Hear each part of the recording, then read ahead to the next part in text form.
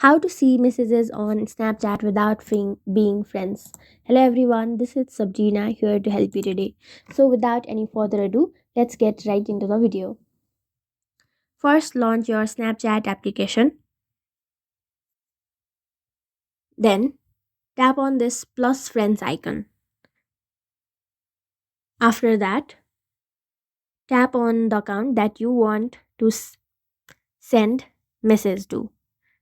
Tap on the three dot and then if the person has sent you friend request, you will be able to view them, and from there you will have to send a message in order to see other messages that they have sent or you have previously sent on Snapchat.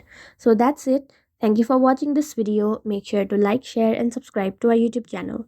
If you got any questions, comment them down and I'll catch you in the next one.